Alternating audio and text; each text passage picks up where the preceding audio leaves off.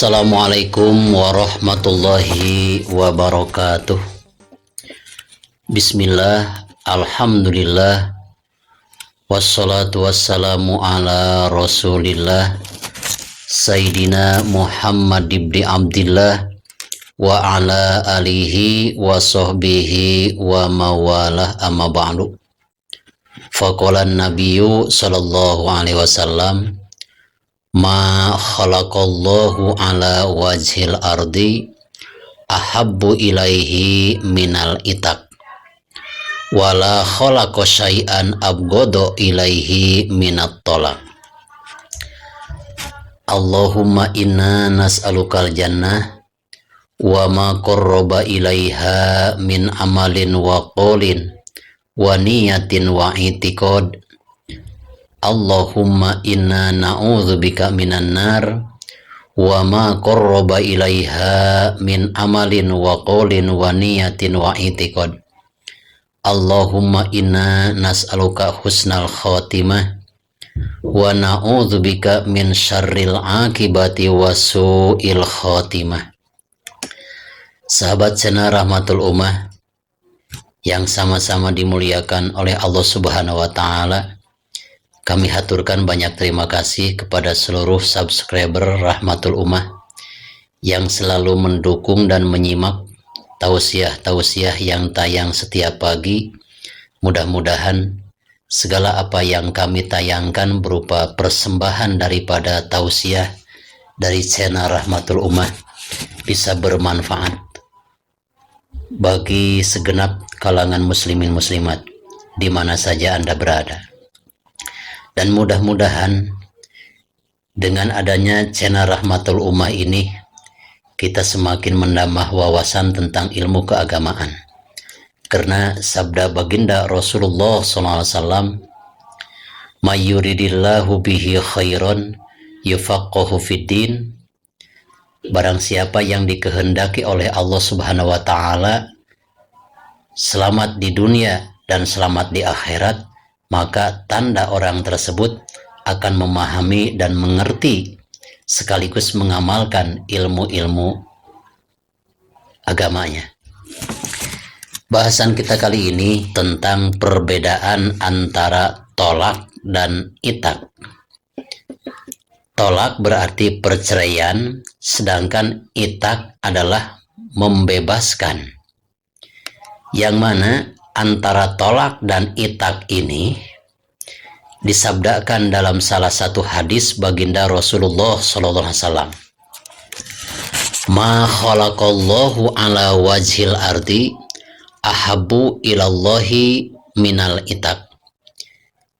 Tidak ada suatu ciptaan Allah di muka bumi yang paling dicintai oleh Allah Subhanahu wa taala kecuali memerdekakan, membebaskan. Apakah itu membebaskan dari perbudakan, yang mana alhamdulillah perbudakan sampai saat ini sudah tidak ada. Jadi yang dimaksud dengan itak perbudakan, pembebasan di masa ini antara lain membebaskan seseorang daripada belenggu hutang piutang. Maka apabila kita sanggup membebaskan, membayar hutang orang lain, maka insya Allah segala kebutuhan kita di hari kiamat akan dibebaskan juga oleh Allah Subhanahu wa taala. Yang mana ada salah satu sabda Rasulullah SAW, man ablago hajata malam yablugh hajatahu ablagallahu hajatahu yaumal qiyamah. Siapapun yang mampu mengantarkan kebutuhan seseorang dan kebutuhan orang tersebut tidak bisa dilakukan oleh dirinya sendiri, maka dengan pertolongan kita mereka bisa sampai ke tujuan kebutuhannya. Maka di hari kiamat nanti orang tersebut akan diijabah dan akan diberikan juga segala kebutuhannya oleh Allah Subhanahu wa taala berupa pertolongan. Sebagai contoh, Ada orang yang terlilit dengan hutang, lalu kita bayar hutangnya. Insya Allah kita yang membayar hutang orang lain, di hari kiamat segala kebutuhan kita akan diberikan oleh Allah Subhanahu wa Ta'ala.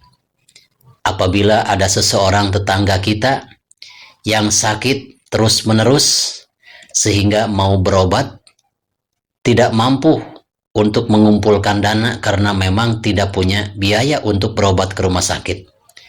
Walaupun di rumah sakit ada istilah pengobatan gratis, tapi pemerintah tidak menjamin untuk segala gratis untuk ongkos pemberangkatan dari rumah ke rumah sakit. Begitupun sepulang dari rumah sakit ke rumahnya. Ketika kita menyaksikan tetangga kita tidak mampu untuk membayar mobil untuk biaya transportasi untuk keberangkatan pengobatan ke rumah sakit, lalu kita datang dan memberi mereka segala keperluan ongkos perjalanan transportasi pulang pergi ke rumah sakit.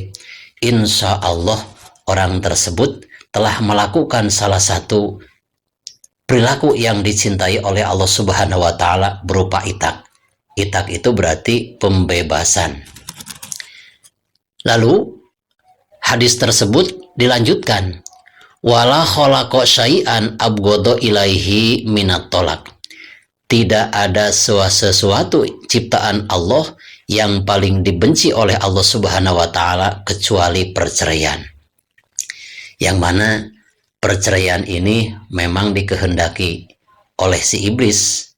Ada yang namanya setan dasim yang selalu berada di rumah kita untuk menggoda antara suami istri supaya terjadi perceraian.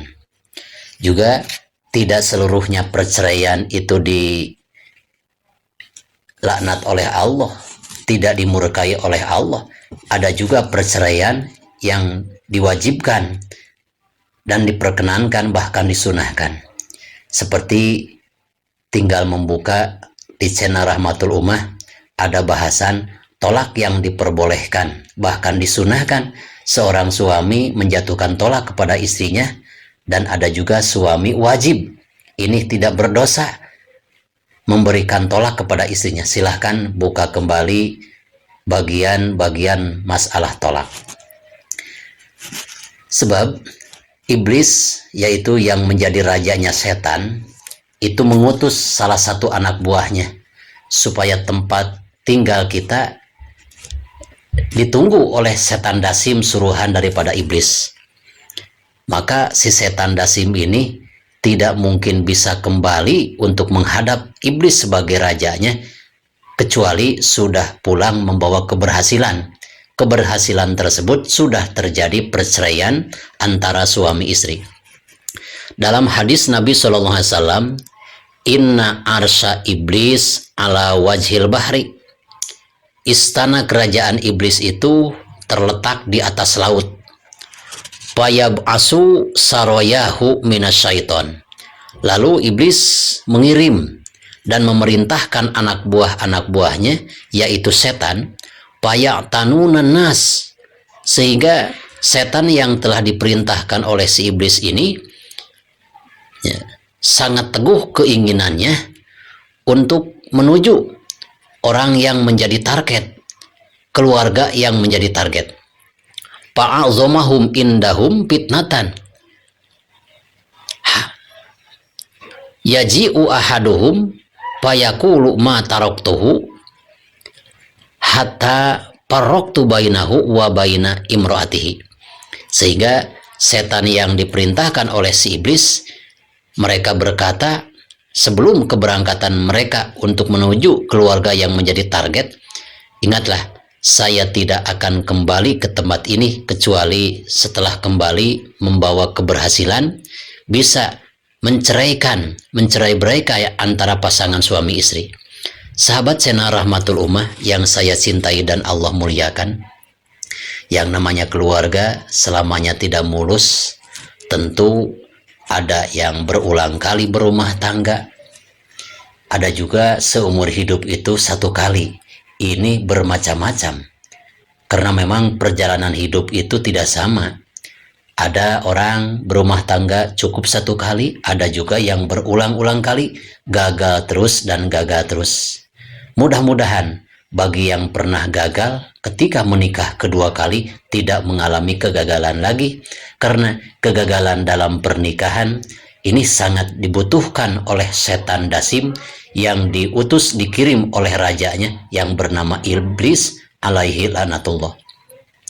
Sahabat sena rahmatul ummah yang saya cintai dan Allah muliakan, mudah-mudahan perjalanan keluarga kita yang sedang dijalani, mudah-mudahan dijadikan keluarga sakinah, mawadah, warohmah. Dan bagi orang yang belum mempunyai pasangan, apakah itu seorang gadis, apakah itu seorang janda, mudah-mudahan Allah Subhanahu wa Ta'ala mengirim kepada ibu sekalian atau adik-adikku yang masih gadis, calon suami yang soleh. Juga mudah-mudahan bagi bapak-bapak yang memang statusnya belum menikah kembali karena meninggal sama istri ataupun terjadi perceraian, maupun lajang ataupun seorang bujangan, mudah-mudahan Allah Subhanahu wa Ta'ala berkehendak mengirim kepada Anda sekalian calon-calon istri-istri yang soleh, yang solihah. Amin ya Allah ya Rabbal Alamin. Rupanya cukup sampai sekian. Mudah-mudahan bahasan saya yang telah saya kemukakan pada saat ini, perbedaan antara tolak dan itak, bermanfaat khususnya bagi saya dan umumnya bagi kita sekalian.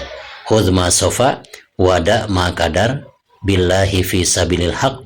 Wassalamualaikum warahmatullahi wabarakatuh.